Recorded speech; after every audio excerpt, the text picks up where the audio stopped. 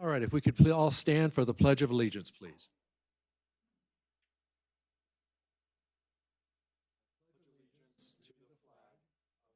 States of America, to the republic for which it stands, one nation, under God, indivisible, with liberty and justice for all.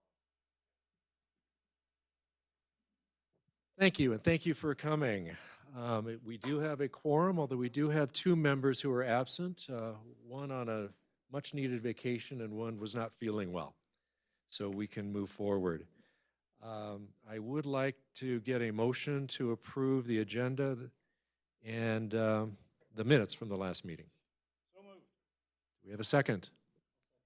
All right, all those in favor say aye. Aye. Any opposed? None. All right, so the consent agenda has been approved. Next, we would like to see a presentation from BASIS. You are up. If you could just introduce yourselves and welcome.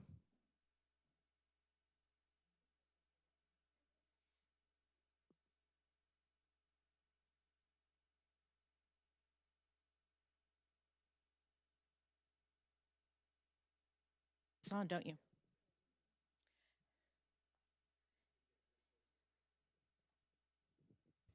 Good? How about that?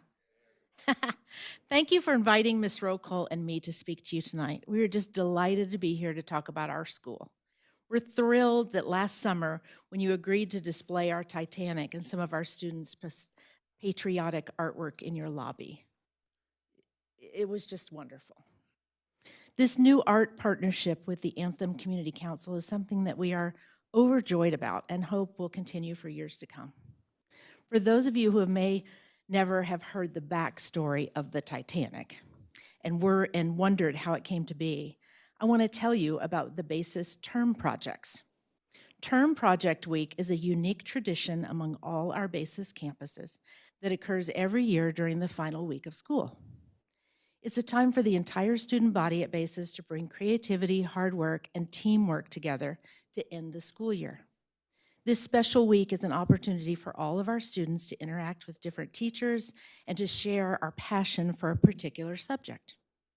During the week, students experience different teaching styles and they create friendships across grade levels and classes. I've always had a fascination with the Titanic, and BASIS gives me the autonomy to share this passion with my students every year.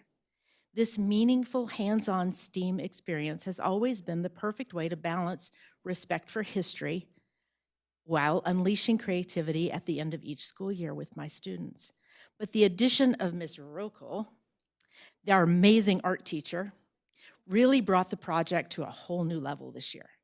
Her graphic design expertise raised the standard and made the project community center worthy. Do you remember seeing it in the lobby? Yes? Okay. We really did appreciate the opportunity that you provided to our students to spotlight their hard work. You will also be happy to know that after spending time in our school lobby and a month in your lobby, the Titanic won a spot at the 2026 Arizona State Fair, and we will steer it over to the Coliseum in October. Yeah. Ms. Rokel and I are relatively new to the BASIS Phoenix North Campus, but we have each been with BASIS almost 10 years. We met each other working together at the Phoenix campus in Paradise Valley. I left for a year to be the English teacher at our international school in Prague. And when I returned, I was the English teacher at our Peoria campus. Now we are happily together again teaching at the new Anthem location. We currently have 39 campuses across the United States. Our North Campus is located just north of the Outlet Mall, next door to the post office. BASIS charter schools are places where students come to class prepared to think actively and participate fully. We want our students to lean into intellectual curiosity every day, value diversity, embrace the capabilities they have within, appreciate the importance of hard work, and engage within a support system designed specifically to foster student success. BASIS has always been known for open enrollment, a tuition-free public school, an academically accelerated curriculum, daily homework. All students know that they are welcome and a member of a diverse, multicultural student body. BASIS is not a uniformed campus. BASIS is for everyone, but it is very academically challenging. BASIS offers students weekly student office hours, daily parent-teacher-student communication with a personal communication journal, support for families through an easy online system called Parent Square. Anytime or as needed, we have parent conferences. Before and after school care is also available. Our two-teacher model is worth noting and is very unique to BASIS. Our kindergarten through third grade classrooms all have two teachers in each room. One teacher is the subject expert teacher and is highly qualified in their subject. We call these teachers the SETs or sets. The other teacher is the LET, the learning expert teacher. She or he provides customized classroom support to students as needed. Because LETs are with just one class all day, they build trust and understanding with their students to better guide them throughout their academics. Now let's hear from Ms. Rokol. She is our subject expert art teacher at BASIS, and talk about an expert. She's a graduate of Parsons School of Design in New York City. BASIS students are learning art from the best. Ms. Rokol. And a really good clicker. I guess we're done with that. It's hard for me to just stand in front of this, but I'll do my best. As Mrs. Smith said, I'm Diane Rokol, the art teacher at BASIS Phoenix North. Also partner in crime with Mrs. Smith. We carpool every day, and we have a lot of fun. I have been a graphic designer for 30 years previously, and since have been made my way to sharing all things I love creative and artistically with my students. And I'm going to circle back around to the Titanic because never in my wildest dreams did I think I'd be standing here because of the Titanic. When my nephew was second grade, he was obsessed with it. And I remember I'd ask him after school, what did you do today? And I would think like he'd learned some kind of math project or something fun, and he would tell me another fact about the Titanic. And I thought, oh, I cannot wait for this to be over. And he's 22, still loves it. Every year goes to the Queen Mary, and here I am working with the students on the Titanic. And so that's just a little fun way. I follow that ship wherever it goes, so I'll be following it to the State Fair. And that brings me really quickly to the student life and culture basis. We have physical education, holiday and cultural events such as Chinese New Year. We did the Olympics, which was so cool. We teach them about different countries and they compete as that country. Extracurriculars, student clubs, dances, proms, you name it, art, music, theater, Mandarin, all kinds of just little fun things for the students to do.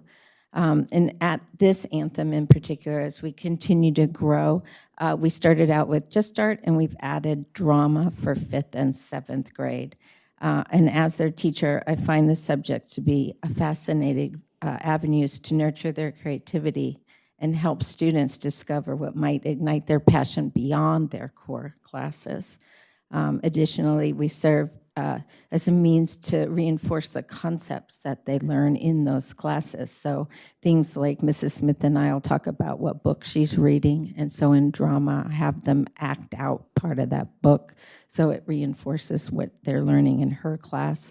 I've had a parent call me saying he didn't understand why his student didn't like math, but he was really good at art.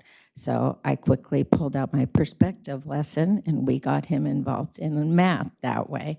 And another one who went on a trip to Italy and asked me, can you get him used to some of that art? So I got my Renaissance lesson out. So we really try to work across platforms. And basically, we are committed to education while understanding that kids just want to have fun. And so do we. We believe that learning can occur in various situations, and we aim to provide every student with a chance to discover their strengths and develop the skills needed to thrive in a competitive and global environment. And I just wanted to thank you again for letting us speak this evening. We look forward, that is my students' artwork out there, and they did help on the Titanic. And we look forward to continuing the partnership and displaying more work whenever possible. Thank you so much. So any questions from the board? Any comments? I've got a couple comments, if you don't mind, and a couple questions. I used to run a college prep center in Scottsdale and had the opportunity to interact with a couple hundred, if not more, BASIS students. And I will say this, the BASIS program is one of the most incredible education systems I've ever seen. It's not for everyone, but if you've got the right student, you guys are doing an incredible job. Can you tell us about the rankings of the local BASIS schools? Because I know many are ranked amongst the highest schools in the country.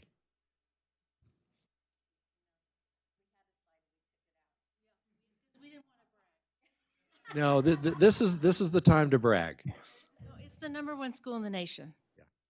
I just wanted curriculum. I wanted everybody to hear that. And you actually kept us in business because we were working with your 8th graders doing macroeconomics and advanced calculus. So gave us some good business. But thank you for coming. It's an amazing program.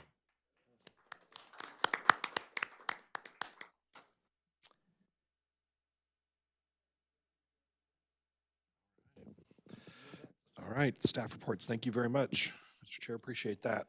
All right, let's start off.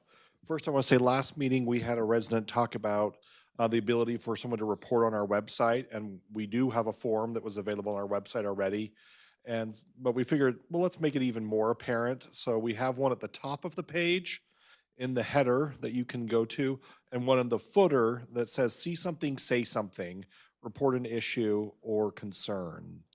So we have that on our front page. I wanted to follow up on that so that people knew. There's a copy of the form right there that you can see. It's pretty straightforward, fills it in, and then we route it to the appropriate party on our end there. So appreciate those comments that were made there and are making those improvements there. All right, next slide, please. All right, kind of a laundry list of items to go through here. The board passed a position, we'll say, on electric mobility devices. We've reached out or in the process of setting up meetings with some of the elected officials. Several of the candidates are busy campaigning and asked that we contact them after the election, but we are making progress on that. And so we'll get those on the calendar when we can get them on there. Next item is there's a public safety roundtable coming up Wednesday, September 1st. All are invited for a good time. Come to that. Or is it Tuesday? Is it Tuesday the 1st? It's Tuesday. Thank you. Excuse me. It's Tuesday the 1st. For some reason, that was Wednesday. Then another question we've had come up lately is Anthem's water supply. Are all our taps going to turn off, and are we not going to have anything to drink, and our lawns all burn up? So just for the record, Anthem Community Council is not a water purveyor. EPCOR Water provides water on the east side, and the City of Phoenix provides water on the west side. But each of them have provided some information about this. So reach out to EPCOR, and EPCOR stated, EPCOR plans for long-term water reliability across all the communities we serve, while the proposed Colorado River reductions underscore the challenges facing the Southwest water service for customers in Anthem and our other Arizona communities remains reliable.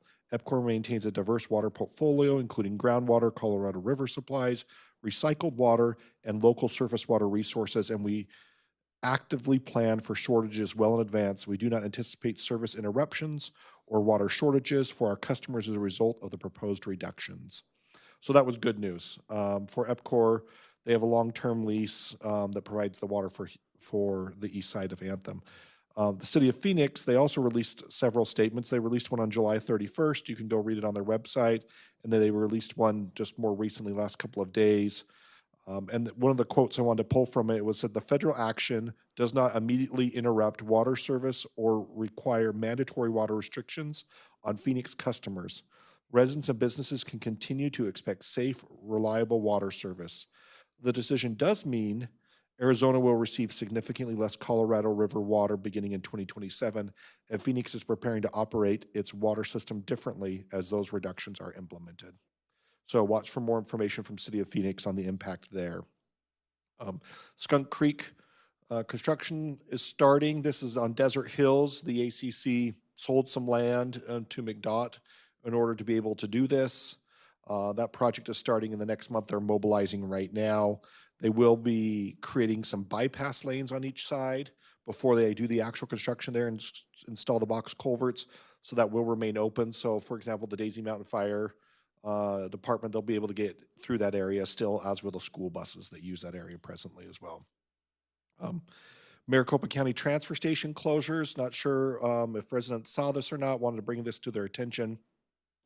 Maricopa County is discussing what to do with their transfer stations since a lot of them are not generating the type of revenue they need to in order to be self-sustaining. Their goal is to continue to offer them. They don't want to close them, but they may need to operate them differently than they are right now. So they're continuing to discuss the options, and we would encourage residents who use these transfer stations to participate in that process there. Keep an eye on the county's website for more information there. EPCOR has filed a water rate case as well. It will be heard early next year. We have an agenda item a little later regarding this, and it does have the potential to significantly impact effluent reuse rates for Anthem and all EPCOR customers there. So I want folks to be aware of that. Anthem Neighborhood Watch is still looking for leadership there. So if anyone's listening and would like to volunteer to help lead Anthem Neighborhood Watch, that is a good cause that we need in our community. We're just looking for the right leader to help move that forward there. The 2027 budget process, I don't want to steal Dee's thunder. I will say three things. One is we have a budget workshop on September 9th. It'll be an exciting evening there. Then on the 23rd, as part of the regular board meeting, we'll discuss the questions and updates as a result of the workshop. And then the budget will actually be for final consideration of the October 28th meeting there. So it follows the normal schedule that we've historically followed. Also, for those who are watching in TV land, thank you very much. We are streaming our meetings on YouTube. So as you speak, if you're in the audience, please make sure you speak in the microphone. Otherwise, they cannot hear you on the live stream. The elections that were held recently went very smoothly across the county. County Supervisor McGee said she was really happy and satisfied with the process there. Those were held in this building. The general election will be held in the community center this fall. And then starting next year, once the library opens, elections will be held at the library. And speaking of the library, a couple of updates there. In August, they continue to move forward. They did some mechanical and electrical demo, ceiling panel framing, overhead and mechanical rough-in, and wall cladding, floor tile, and stairwell railing mock-ups were done. And so they're still targeting to have substantial completion end of March with a final completion end of April. So that's a positive there. Also, we're looking for volunteers for the facilities master plan and utilities panel. You'll be hearing about both of those a little bit later, but if you like serving on committees or are available or interested, we appreciate your help. And finally, I want to introduce Tracy Hall. She is our interim communications director, filling in for Steve Denkowski while he's out for a few months. So I just wanted to read Tracy's bio so folks know a little bit more about her. So very impressive, by the way. Tracy has more than 20 years of progressive experience building and overseeing large-scale operations teams, programs, policy development, and public services. She recently retired from the City of Phoenix after 28 years of service. She retires as an assistant director for the Phoenix Human Services Department, where she oversaw the senior programs division, including staffing and programming of 15 senior centers, senior meals and transportation services, the victim services division, including the Phoenix Family Advocacy Center, and victim advocates for domestic violence, abuse, and violent crimes, and co-chair of the Phoenix Domestic Violence Fatality Review Team, and she led the department's general obligation bond projects. Prior to that role, Tracy served as assistant director for the Phoenix Parks and Recreation Department, where she provided supervisory and administrative oversight for up to 1,000 employees, 185 parks, and 34 recreational facilities. She managed a $100 million annual operating budget alongside a $200 million capital improvement program. During her tenure, her portfolio included recreation programming, park operations and maintenance, special events, natural resource park rangers, archaeology, the Sudaviaki Museum, trails, and mountain recreation programs. She also served in administrative roles in the aviation department, including serving as business development project manager for Sky Harbor Airport concessions and construction projects, and later as a program manager overseeing a voluntary property acquisition program. She also serves as deputy chief of staff and senior policy advisor to 2 Phoenix mayors. A Phoenix native, Tracy earned her Bachelor of Arts in Sociology and her Master's of Art in Public Administration from ASU. While pursuing her education, she cheered professionally for the Arizona Cardinals and the Arizona Rattlers. She is currently pursuing a Master's of Legal Studies degree. Tracy currently serves as the Arizona State University, serves on the Arizona State University's President's Inclusion and Success Committee and the FIBCO Family Services Board of Directors. She has 3 children, ages 28, 17, and 16. So please join me in welcoming Tracy to the Anthem family. And that concludes my report. Yep, ready to go. Thanks, Aaron. So just a little bit on our workforce snapshot right now. We have 203 total employees, 56 are full-time, and 147 are part-time or seasonal. That is starting to trend down because we are winding up things. So I just put the graph up there again so you can kind of see the number in each building. It should shrink even a little bit more for the community center. I know that team has done a great job, but I think they're also excited for things to slow down a bit. All of our employment opportunities are on the ACC website, so if anyone ever questions what we have open, they can either reach out to HR or go onto the website. We have filled a key position here at the ACC, the Special Events Manager position. The person that we selected will be starting September 15th. We look forward to introducing her to you at the next meeting. So really comes just as highly qualified as Tracy. It'll be a good dynamic duo. Part of the employee recognition, as you can see on the slide, as always, we have the all hands meeting. So our all hands August meeting, we always do some fun, but then we always do some recognition. One is a peer nominated award, which is called the All Hands Award. This one was Treat Everyone with Respect. The one that was selected was Scott Inman from our Park Patrol. He really was nominated because he's one of the best ambassadors at the ACC, both working with young and older adults. And as both can have different challenges, he does it really with grace. And so we're really proud he's part of the ACC. The Champ is a quarterly award, kind of like an MVP. And we awarded that to Courtney Wick, who's hiding behind the television screen over there. She is our customer service supervisor in this building. She's amazing. And she's recognized for being just a valid asset to the organization, a can-do kind of person that gets things done and is just pleasant to work with both employees and residents. So we really are excited about the employees and the awards that were given this month. One thing I wanted to share is something that's coming up in a couple weeks. We're having a day of service here for our ACC employees. It's on September 9th. This is to recognize and honor the 25th anniversary of 9/11. So what we are doing are partnering with Youth for Troops upstairs to help put together 200 Christmas packages that will be delivered to both service members overseas and stateside. So if anyone's interested in joining us on September 9th, feel free. Otherwise, they're always looking for volunteers, and this is their busy season as well. As for any projects, I really just wanted to continue to highlight the safety piece that Dana did such a good job of designing and sharing last meeting. As she mentioned, we were strengthening the ACC safety culture with a commitment to the safety of the employees and the residents, described our program. So this month, we continue to have mandatory training for the employees on slips, trips, and falls. But we also had Jonathan, thank you very much, do a training on incident reporting and how key it is to get the facts, gather the information, make sure the pictures are taken, and really have a nice packaged information should we have any incidents here for residents or employees. And so again, a key focus that we're trying to close the year out is highlighting safety. And that is all for me. I'm going to send it over to Scott. All right, thank you. We kind of wrapped up our craziest part of summer on July 31st, thanking all of those camp employees and many of the lifeguards. We are still running weekend hours at the water park through Labor Day. That's 12 to 5 on Saturdays and Sundays, and then our last day will be Monday, Labor Day.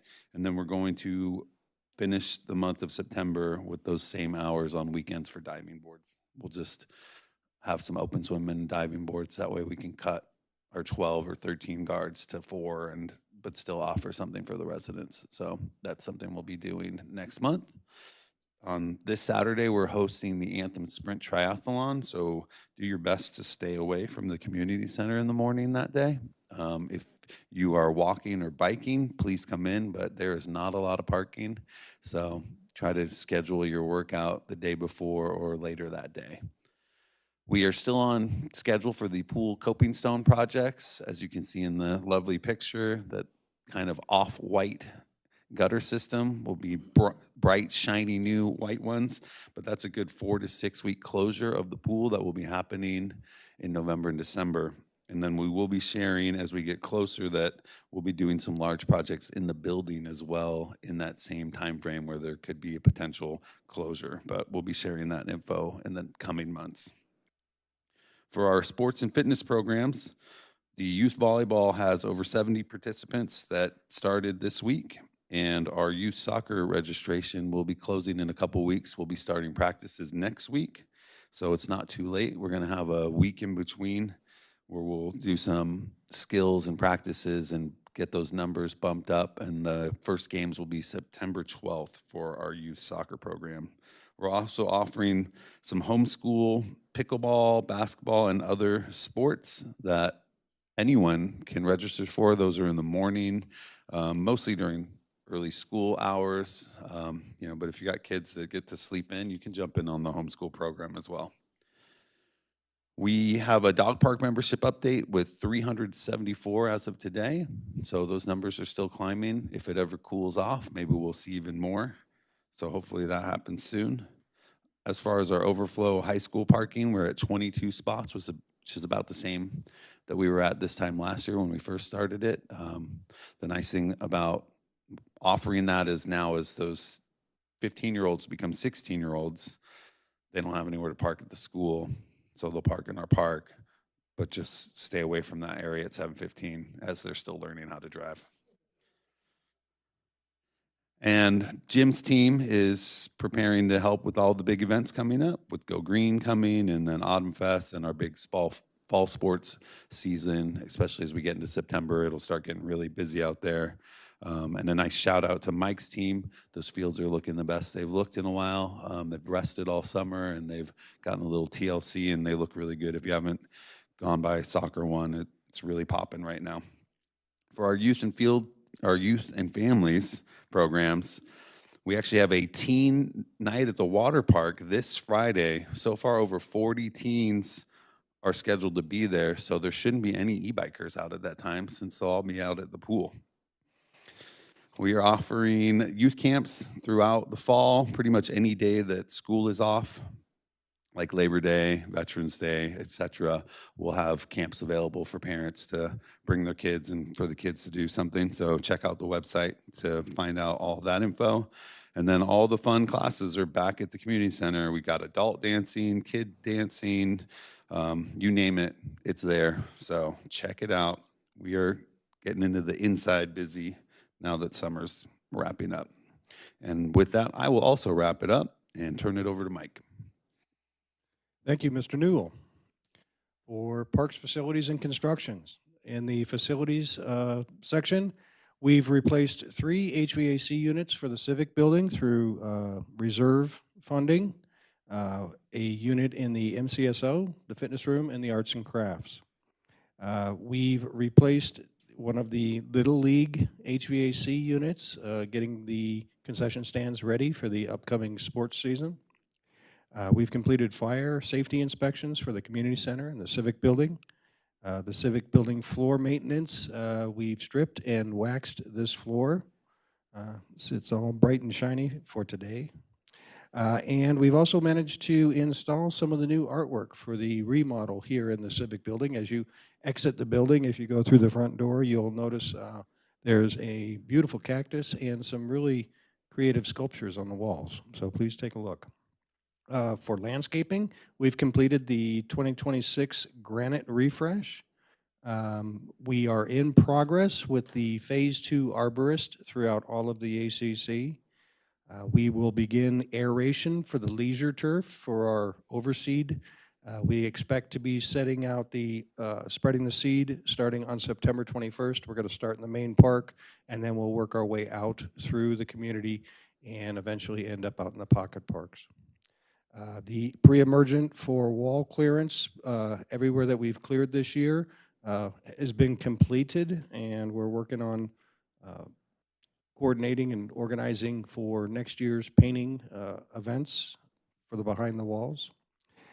We are currently this week installing multiple trees and cacti throughout all of the ACC, a couple here, a couple there, a couple over here, just restoring things that were knocked over in the windstorms or that need to be bumped up a little bit for aesthetic purposes.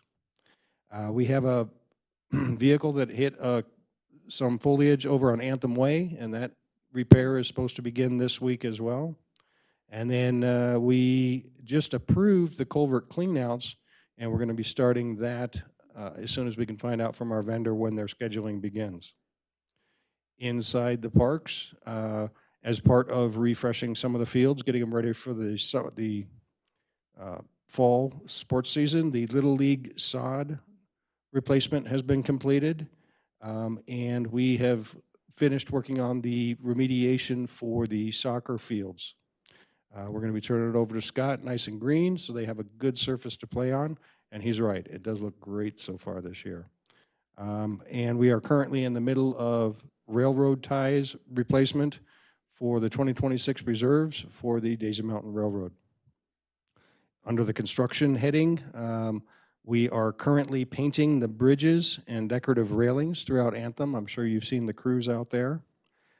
We've completed all of the block and iron painting for the 2026 reserves, and we're now finishing up on some of the homes that were skipped. They either were out of town or the fences weren't ready when we came through and painted the first time.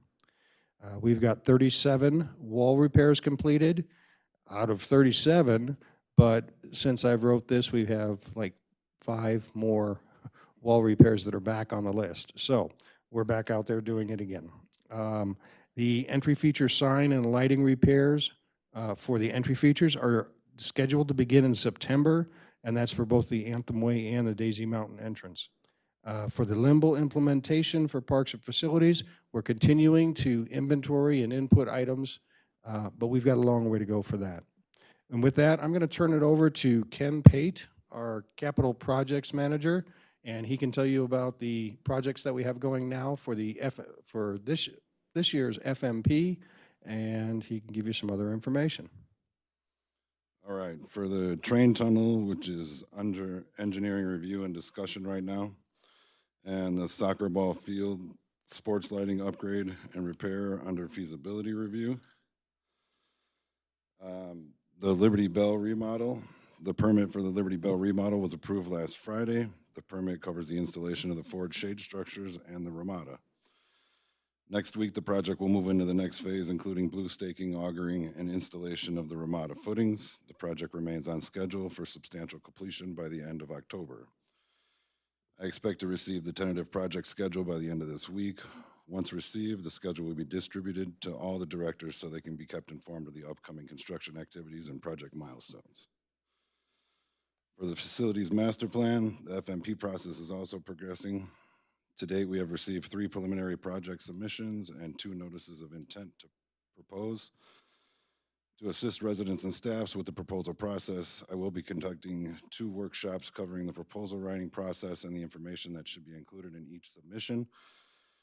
These workshops will provide guidance on the developing proposals that are clear, complete, and aligned with the objectives of the facility master plan.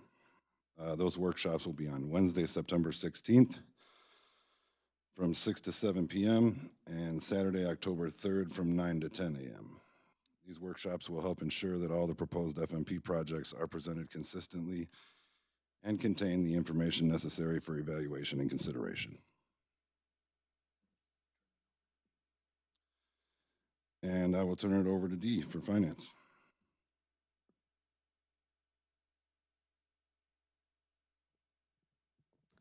Okay, hi everyone. We are going to take a look at the financial report for July. And as always, we'll start with the summarized view of the statement of revenue and expense for the month of July and also year to date through July. We'll start looking down at the bottom line numbers just to get a picture for where we're at. We see that there's an operating loss year to date in the amount of $202,000. But if we compare that to the budgeted variance through July, we're still left with a favorable variance to budget of $178,000. And up in revenue, we're about $16,000 higher than budget through July, and there's a few different drivers this month. Enhancement fees are $37,000 ahead of budget. Program revenue is below budget by $65,000, and other fees are favorable to budget by $40,000, which is mostly made up of higher resale fees, which go hand in hand with the higher enhancement fees. So that makes sense. And then down in the expense section, there's $162,000 savings so far this year. There's savings in personnel of about $166,000. This is due to open or transitioning positions during the year. Administrative costs are about $20,000 favorable to budget, mainly due to lower professional fees so far this year. There's savings in community programming and events year to date, which may be due to the timing of expenditures. We'll be able to see what this looks like in August when the summer programs have concluded.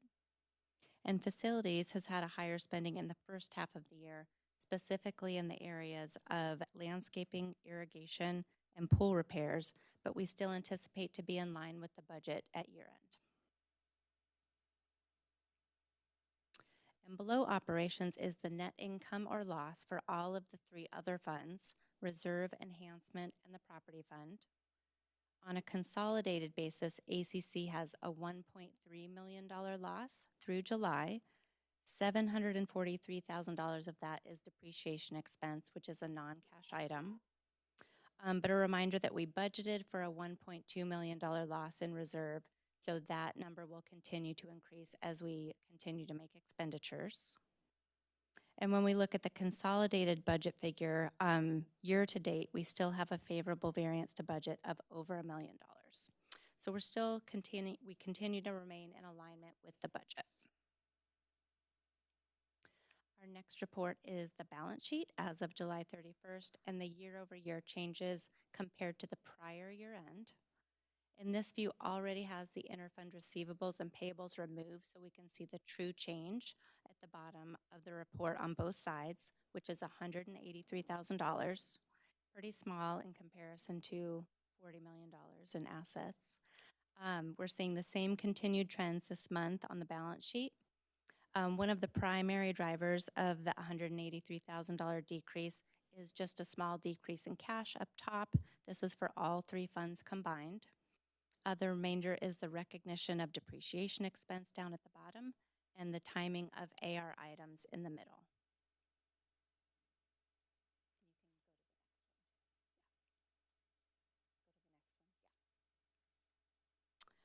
On the liabilities and equity side, the same bottom line change of $183,000 comes from the consolidated net loss figure down towards the bottom, which we just saw on the income statement.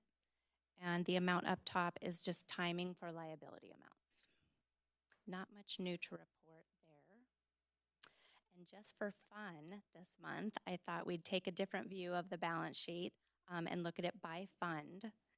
These are all the same figures you just saw on the consolidated report, but now you can see the asset, liabilities, and net asset for each individual fund. I also left in the inter fund receivable and payable so you can see how much each fund owes each other. Most of the categories belong to the operating fund over to the left there. But now you can see the cash, investments, and fund equity for all the other funds as well. We can saying fund a lot during this report, but if we ended the year in July, the bottom line number is the amount of equity each fund would end up with. And this is similar to the report that you'll see in the annual audit too. I also wanted to follow up on the project that was presented in June called Tech Collect. As a refresher, this is the slide you saw a couple of months ago, which gives a great overview. Using AI technology, Tech Collect automates parts of the delinquency communication and follow-up process. It integrates directly with our accounting system, Caliber, so it knows all the resident ledger information, and we're currently in a 90-day free trial to see how it works for us. So we launched Tech Collect on July 22nd. It's been about a month. And here are the numbers for communication activity that's taken place during that time. With all the methods of outreach combined, emails, calls, letters, text, over 6,100 communications were sent by Tech Collect. A single employee could have never achieved this volume of correspondence on their own. And here are the statistics for the collection results. We started with 855 total properties on the list that were somewhere at some level of the delinquency process. 509 were resolved, meaning they paid their balance in full. 66 were listed as inactive, meaning there was a payment in progress or they made a payment plan. They entered into a payment plan. So approximately 67% of the accounts were resolved during the first month of Tech Collect. So pretty good for the first month. As with any project, there were a few hiccups. A payment might have crossed in the mail, or there was something posted on the ledger that should have been waived. But we found that the biggest benefit of this program was that it got property owners talking with us. There were many residents that called and had no idea that they were behind for whatever reason. So we had the opportunity not just to bring their account in up to balance, current, we had the opportunity to update addresses, update email addresses, talk to them about automated payment options, so, or whatever else they might need. It was very useful. We still have 60 days left in the trial. We'll continue to fine-tune our information and use it as efficiently as we can. And then at the end of October, we'll need to decide how to proceed with the program. And if there's no other questions, I think I'm handing it over to special events and communications. Thank you. I'm going to fill in for Steve tonight. I won't do it justice, but I will try my best. So first item is the Anthem Veteran Service Award nominations. We are accepting those through October 2nd. The forms are on the website. So please, if you know a veteran who is worthy of recognition there for their service, please go onto the website and nominate them. We would appreciate that. The Anthem's Market in the Park starts back up in September on the 13th and the 27th. That's a great, fun morning if you want to spend there in the park with some local vendors there. We are also having a new resident orientation on September 26th at 9 o'clock in this building. We're resurrecting this. In years gone by, this was something. We're trying it again. We'll try to do this semi-annually so that as folks come and move into Anthem, they can learn a little bit about the ACC, the HOAs, how things work, how they operate, some of the amenities. We'll have the different departments there kind of talking about what they do and don't do as well. So it should be a good morning of information there for folks. It says 9 to noon, but I sure hope we don't talk for 3 hours. So next slide, please. We have Go Green coming up on October 10th at the community park. I do want to remind folks, every time we do this, we do have to cut off the line, and there's always someone at the end of the line who doesn't make it in time. We don't pay for this. Republic Services organizes this. These vendors volunteer their time to do this, and so they only have a set budget for their employees, so they need time to break down and get their stuff out of there and stay on budget there. So that's why we have a cutoff time there. And no matter when we put that cutoff time, we'd always have to extend it. So that's why we do what we do there. So we want folks to be aware of that early. We are looking for crafters for Autumn Fest in November on the 7th and 8th this year.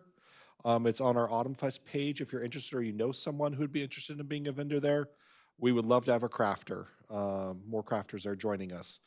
It's mosquito season, so we want to make sure that you are aware. Maricopa County does our vector control there, but there is some great information out there on Maricopa County's website. They talk about the 4 R's to fight the bite: repel, remove, repair, and remind.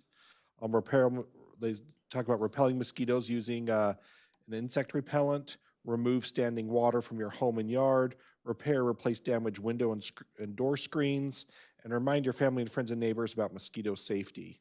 So those are the 4 R's of mosquito season. And then finally, we've had some illegal fish dumping in our ponds. Right there you see a picture of a cichlid fish, which is not native to here, and it can become an invasive species actually as well. So please just don't dump your fish in there. We do stock that pond with species of fish that are native and appropriate for this area. So we just like to remind folks about that one as well. And so with that, conclude our reports for this evening. Okay, do we have any questions from the board with any of the staff members? I have a couple questions. One is just curious, the dog park registrations this year versus sort of same time last year, are they up, down, about the same? Yeah, when we ran that report last month, we were down, but since then we've probably had 8 to 10, so we're getting closer. We're probably pretty close, 10 to 15 less, but it's moving in the right direction. And I know we were working on some communication to boost that, like take pictures of your pet at the dog park and we'll post them, and we're doing some things to get the word out as well. Okay, another question. Our community programming revenue is down about 8%. It seems like that's kind of recurring. And I know we talked a month or two ago about more programs to encourage more registrations. Any update on that? So what the numbers don't say is that the majority of our programs are actually up, especially in comparison to last year. Anything aquatics, swim team, swim lessons were very high. Camp, this is the most kids that we've ever serviced. Those numbers are way higher than they were last year. Our big deficiency is in the youth sports. We may have over budgeted, but they're also down even compared to last year. But we're also seeing this as a trend with certain sports in the area, for sure. Those numbers are down. We are trying to be creative and offer some different things where maybe we give parents weekends back. So we're going to run some weekday only programs. I know if they had done that when I was a parent, I would have been like, yes, please give me my weekend back. So you'll be seeing some of those, changes as well. And then as you saw in the finance notes, we've done some personnel changes as well, knowing that we probably won't make up that 65 in one category, which is youth sports. We are going to have some cost savings by moving some people around and doing some things on the personnel side. Thank you. Any questions from the audience? Please, go ahead. If you could stand and come. Where's the library going to be located? So if you go just down the street here and keep heading down, right before you, just on there on the right, not this part, not this business area, but the next one down. It's where Fishco's office is in the very far back. I don't know how else to describe. Does anyone else have a better way of describing that? Venture. It's on Venture right here. This is Venture right here. You go down about, what, 3/4 of a block and hang a right. It's in the very back of that. It's a two-story building. If you go down the street here, you'll see that there's the dentist's office, Wood Orthodontics. There's a vacant lot, and then there's the next area there before you go across the wash. So it's in that complex back toward the very back. And if you drive back there, you'll see that they've got like fencing up and so forth right now because they are still doing construction. Go Green is just so everyone in TV land knows, the question was, what is Go Green? Go Green is a recycling event that our garbage hauler puts on, Republic Services, where they allow you to recycle paint, chemicals, batteries, electronics, shred. They have like a shred service, turn in old pharmaceuticals, e-waste, anything like that. So instead of stuff that shouldn't be going in the landfill, they've really tried to create an event where you can bring all that kind of stuff. Just even general garbage. If you have a couple old mattresses that you don't want to haul the dump, but you need to get rid of, you can bring it to this event as well. It's free for Anthem residents. Thank you. All right, we need a motion to approve the staff reports and financials. I move we approve the staff reports and financials with the thanks of the board for the hard work. Is there a second? Second. Any discussion? All those in favor say aye. Aye. Aye. Any opposed? None. Thank you very much. Okay, next item is executive business. We'll turn it over to our legal counsel, Jonathan. Yes, we do have an item for consideration of the board this evening. The Verizon Wireless has presented an amendment to their cell tower land lease with ACC. That topic was placed on the executive session agenda for discussion, but given the time sensitivity of this matter, it is being pulled into the open session for possible action tonight. Okay, with that, I know we have all seen the proposal and have discussed it. We need a motion to approve. I move we approve. Do we have a second? I second. Any further discussion? All those in favor say aye. Aye. Aye. None opposed. Thank you. Anything else, Jonathan? No further executive business. All right, let's move to committee reports. Finance Committee. Any update? I am happy to give that update. The Finance Committee met just yesterday afternoon, had a very efficient, shorter meeting. We went over the same financial report that you saw here, and we also had a short budget discussion just to kind of tell where we were at. The Finance Committee is invited to the board budget work session on September 9th, and several members have commented that they will be in attendance. Very good, thank you. And I'll go ahead and give the report for the Anthem Business Support Committee.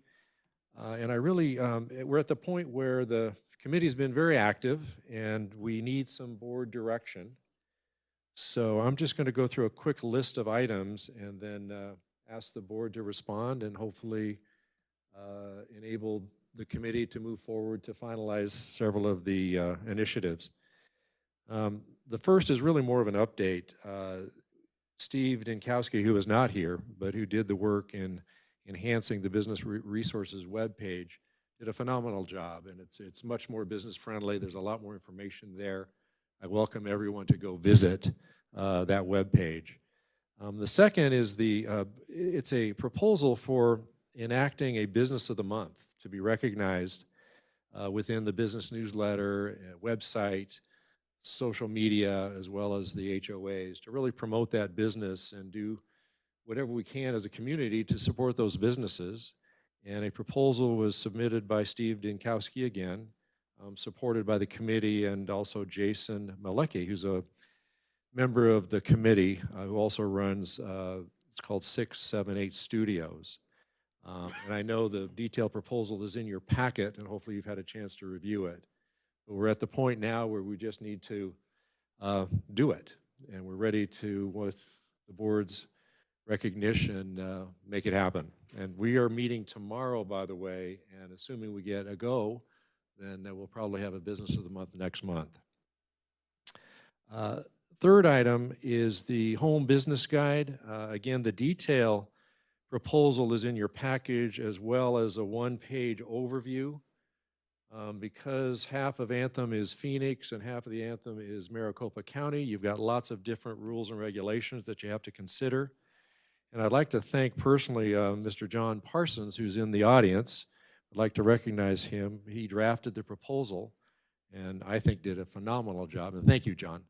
Very much appreciate it. Another one of the committee members who's a local resident who's jumped into this committee and has done a lot of really wonderful work. So with the board's recognition of that, we're ready to, it's being reviewed by the HOAs right now, and once they give their final blessing with our blessing, then we're ready to publish it and really help support our home businesses. The next item of note, we do have the directory of businesses. There's over 70 businesses on that directory. I will say this, that to qualify as a business of the month, you got to be in our directory, just as one of the requirements. So that is up and running and being used. And the last item, and I'll just bring this up, one of the initial ideas from the committee was to do an amphitheater expansion. We have a wonderful outdoor amphitheater. The idea was to turn it into more of a performing arts center. Now we have limitations of money and grass and area, but we've had a lot of work put into coming up with at least an idea and a proposal with some help from staff and others. And we're to the point now where the idea is not to run the amphitheater project through the FMP process, but the only way we could really make this happen, because we really have no money for this, is to create a sponsorship initiative to go out and get some serious sponsors to help us with this. And I'm talking about companies like TSMC, Honor Health, and others.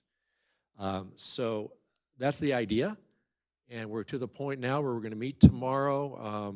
We have a wonderful sort of, I'll call it an outline of a proposal that the committee will review. The next step will be to turn that into some pretty pictures and potentially put together a sponsorship package that, again, with board's approval, we will go out, and we still have some more work to do, but the idea would be to go solicit some money and see if we can fund this thing. So with that, if there are any comments from the board or any questions, I would love to get some direction on, can we go ahead and get some of these things done, or hold up? Any comments? Go ahead, Bob. I think we should give tentative approval on some of these pending information coming back from the owners associations and everything, but at least give the direction of the board that this is the right way. Okay. So I so move. Okay. Any other? Well, is there a second? Is there a second for the motion?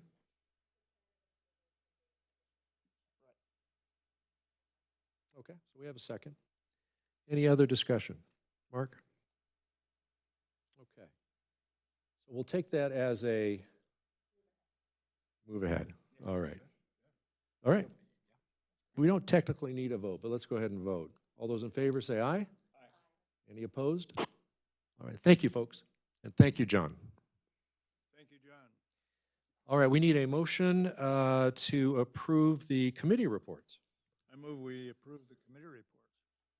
Is there a second?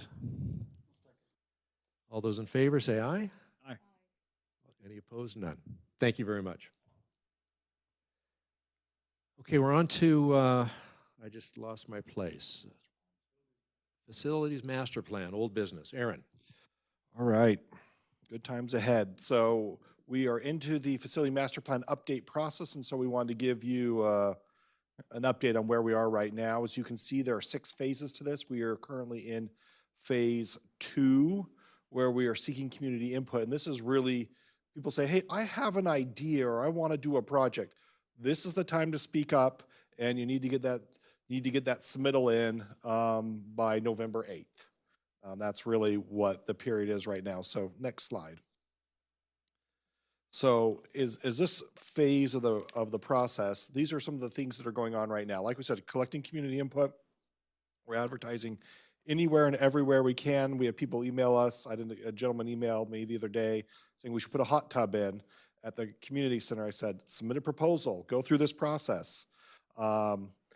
So then define who can submit. Those are community members, ACC staff. We allowed that last time, and we're going to allow that this time, just so that you're aware of larger kind of macro level projects that need to happen that are beyond general repair and maintenance. And we'll talk about that in a minute as well, about some of the larger things that could come up. Proposal requirements have been finalized. Those are set out in the FMP educational packet. And Ken, Mr. Pate, was good enough to put together a sample FMP proposal as well, I think for a unicorn circus or farm here or something in this building, which was great. A lot of fun there, but it goes through and it shows people what they need to put in there. We are in the process of soliciting volunteers for the committee. We had a great committee last time, and we'd like to have another good one there. We have 3 board members already on that. Barb Patterson's going to be the chair. Mr. Mark Barbie and Mr. Nolan Sales are also going to be on that committee there as well. And then we're also seeking a design firm to assist with some of the later phases where we'll need some work there, and PF&C is heading that up. So next phase. As Mr. Pate mentioned, in this phase, it's the opportunity for people to submit. So to help with that process, and I appreciate him helping facilitate these, we're going to have 2 workshops that say, hey, this is what helps a successful application. Because it's a pretty heavy lift. You can't just say, I would like more soccer fields. That's not sufficient. You need to go through and identify where you would like those fields, what you think that would cost, some of those other pieces in there. And so we're going to try to help people walk through that process there at these workshops. And it still gives them plenty of time. It's still a month after October 3rd. After October 3rd, it's November 8th. So they have plenty of time to go to the workshops and still create a submittal. Next slide, please. Phase 3 is November through January, where the committee will meet. They'll evaluate the projects and really put together a set of recommendations that they deem most viable. And then in February and March, they will bring their recommendation to the board, and the board will say, okay, out of the 15 that we got, we think these 5, I'm just using arbitrary numbers here, we think these 5 are actually viable, and we would like to advance them to the next phase. So next slide, please. And the next phase is phase 5, where this is a final evaluation period where we engage a design professional to really help us vet these out. Create some conceptual drawings, go through a project pro forma, some construction estimates, or some operating estimates, a narrative about the project, and really try to vet these. I'm not going to say it's needs analysis, but it's almost a needs analysis to say, is this real or not? Because we've had some projects in the past that made it through some of this process, but really in the end weren't real. They were just too undeveloped. And so the point of this final evaluation period is to really take those projects that we like as a community and really kind of flesh them out and say, okay, this makes sense and this is how we're going to get there. So then phase 6, next slide please, will be when the committee, they make their recommendations and they bring it back to the board and you vote and say, okay, I like these make sense, and let's tackle these in this order. Because obviously we can't do everything at once. We need to take them in sequence, and so that will be your opportunity to hear the committee's final recommendation and for you to vote on that. So it's a little longer of a process, but I think we're going to get a good product at the end. So next slide, please. One of the cautionary tales of this that I want everyone to be aware of is revenue is limited. So this is showing historic cash flows, and that's really small. I realize that enhancement fees by year is a pretty small type. But right now we're averaging about $500,000 a year in enhancement revenue. That's net of the contribution to the operating fund that we make as part of the budgeting process there. There is a 1% annual increase in enhancement fees and a 3.5% annual interest income from investments. Those are the assumptions we're making there. But you can see that if we didn't spend anything at all and we just saved it all up, we are estimated at the end of 2031 to only have $4.2 million. It's really not a lot of money. That's assuming we did nothing. We just let it just sit in the bank and build. So that kind of gives you a sense of, okay, this is where we could be. That $4 million range is the absolute top range of this if we only did one project. So I just wanted to inject some financial reality into some of this stuff. Again, our main goal is to drive down operating expenses or significantly increase revenue through these projects. Next slide. Oh, and that concludes that. So that is the update. Do you have any questions or comments you want to provide on that?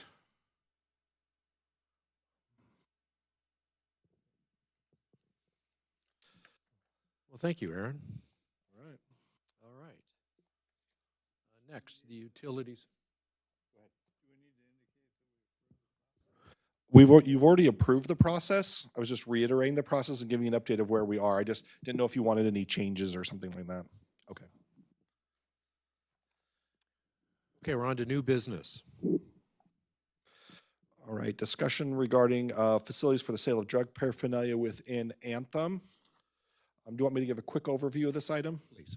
Okay, this item really tackles four different questions that we have right now. In 2012, there was a definition adopted for drug paraphernalia. And so our first question, next slide, please, by the way. Our first question is do we maintain that existing definition or do we update it and have it more match the statutory definition that exists within ARS? Our second question is how do we approach signage for these types of establishments? Do we take a blacklist approach which says you can't talk about these things, or do we take a whitelist approach which says you can only talk about or only use these terms, or do we do some combination thereof? Then third is, are there certain product categories or certain other things that, while not addressed in ARS, that you want us to address within this definition and within our efforts now? And then a timeline for implementation. And this is a pretty meaty subject, so I don't want to dive in and bore everyone unless you have questions or want to discuss some of this. In light of the fact that we're 2 board members short, which is 2/7 of our board, I move that we defer discussion of this item to our next meeting. Is there a second? Is there any discussion? I will say that we have had discussion and there's some detailed initiatives in the package. And so this is a complicated subject. And so I would tend to agree very much with deferring until we have a full board. Are there any updates or anything that you would like us to focus on between now and then additional items or put more light on something? I realize that you want to defer the conversation, which is perfectly fine, and I understand that. I just want to make sure if there's something else you want us to provide, we can provide that in addition to what we already have. The direction of what was written, we're moving in the right direction. So I would say continue with Okay. that, but we just need to have a discussion when there's more people here. Okay. So generally, we're headed the right direction. Okay. So I think there's a consensus for that. Okay. Thank you. All those in favor of the motion on the table, say aye. Aye. Any opposed? None. Thank you, Aaron. Thank you. All right, next is the appointment of the Utilities Panel Chair.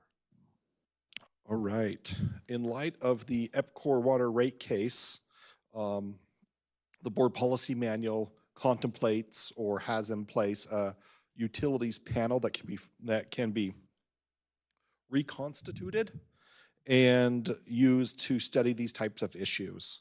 So the board policy manual states that the board needs to approve a chair for this committee in order to move forward, and then the chair and the executive director, myself, recruit and work with members there to move forward, and they would report back to you. The main thing that needs to be decided is whether or not the ACC wants to what's called intervene in the upcoming water rate case, which basically an intervener is a person who is impacted by the rate case and wants to speak or present evidence as part of the hearing that they're going to conduct. So given the proposal regarding affluent rates, an increase of, depending on which numbers you're looking at, 121% or a little higher, we are suggesting that we potentially intervene. But we want to study that issue to make sure that we do that the right way and that we're actually seeing things correctly. So we'd like to form this group, and they would report back in October before the November submittal deadline for whether or not we are an intervener. And the chair would be Roger Willis, who has studied this issue and participated in multiple rate cases in the past. Very well informed in this area. I will say one other caveat is at the October meeting, the panel will have a recommendation, potentially have a recommendation about whether or not we need to retain legal counsel on this matter as well. There may be the need to. I'm not going to say we will, but we may. So what's the possible outcome? The possible outcome, there are a couple of them. On the potable side, the rates look not terrible. There's the opportunity to improve the rates from where they are right now. They jump the first year and then they go down from the proposed level. They have a kind of a one-time spike. But on the effluent side, the rate increase they're looking at is going from 77 cents a kilogallon, which is what EPCOR charges us for effluent, to $1.70 a kilogallon. So that would more than double what we pay for effluent, and we pay for effluent in the hundreds of thousands of dollars a year. So that could have a significant impact on residents through the assessment. So the whole point of the committee is to see what we can do to make sure that doesn't happen. Exactly. Just wanted to be clear. Okay, I think we need a motion to approve the committee with Roger being the chair. I move in two parts that we reinstate the committee, that Roger Willis be appointed chair, and that tentatively we agree that we should intervene. Is there a second? We have a second, Cody? Any further discussion? Okay, all those in favor say aye. Aye. Aye. Any opposed? None. Perfect. Thank you again, Aaron. Yeah, absolutely. Fantastic. I should stress this was Aaron's idea to move forward with this very aggressively and quickly, so thank you very much for that. One comment, if you need help on the motion to intervene. We will be looking, if there is interest from a board member and serving on that on that panel, we would gladly accept that. Okay. Okay. I know who to call. I think that means he's on the committee now. Yes, it does. Good. Okay, we're moving on to open discussion. I just had one quick item, if I may. I don't think we give credit enough in certain areas, but a while back we had lots of discussion about e-bike issues, and I know it was a hot topic with lots of residents. The board took the initiative, specifically Director McKenzie prepared a white paper proposal that was then sent around to basically the city and the county. And while there are no results yet, there is progress. The county is actually debating an ordinance with the next meeting of the county supervisors. I will say this, that what I understand from the ordinance, although I haven't read it yet, it's very much based on Director McKenzie's proposal. So I just want to put a feather in his hat or our hat that we're making progress. No results yet, but progress, and I'm just pleased to report an update on that. Thank you. Okay, any other open discussion from the board first? I guess I did skip future items.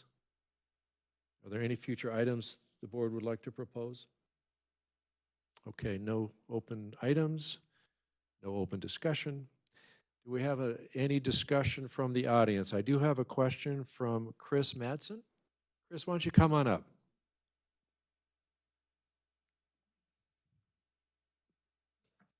Good evening. I'm just following up. 2 months ago, I mentioned about the lighting of the flag in front of the community center. And again, to me, it's a point of respect for the flag. I did see it illuminated this past Monday, but that was the only day in the last 2 months that when I've walked by that it was illuminated.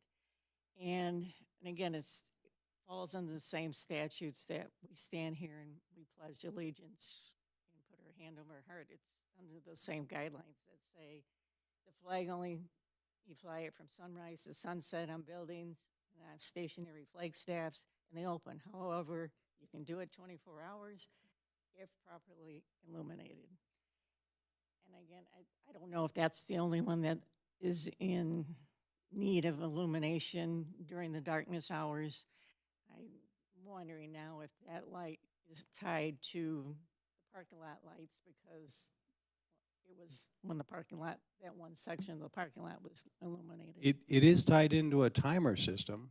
I just don't remember which circuit it's tied into. I used to be the electrician years ago here. So it is on a timer, I just don't know which one it's on.